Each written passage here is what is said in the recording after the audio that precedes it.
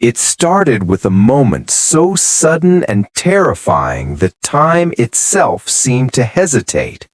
1 second, everything was normal, and the next, the sound of sirens cut through the evening air, sharp and desperate.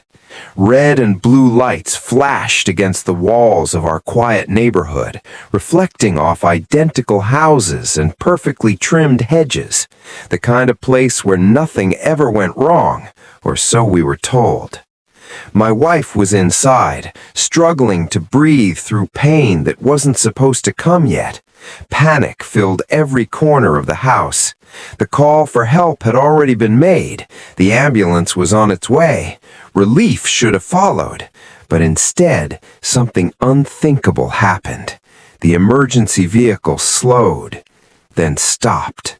Not because of traffic, not because of an accident, but because someone decided rules mattered more than a life.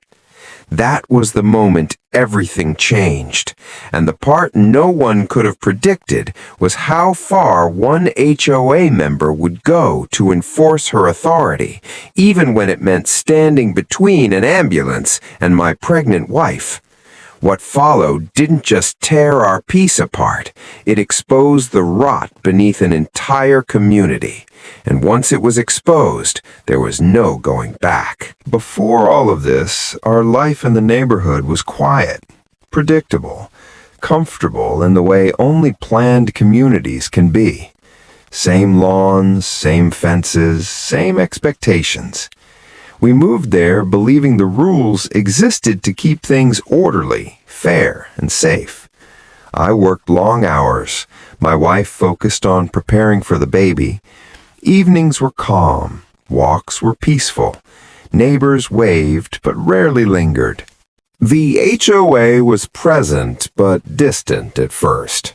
Notices about trash bins, parking reminders, minor things that felt routine. Then there was her, the kind of person who didn't just enforce rules, she embodied them. Clipboard always nearby, watching, monitoring, measuring. At first it was small, a warning about where our car was parked, a note about our mailbox. Nothing serious, just enough to feel watched. But over time, the notices became more frequent, more personal, more aggressive. The same rules seemed to apply differently depending on who they were aimed at. My wife noticed it before I did, the way the HOA Karan lingered near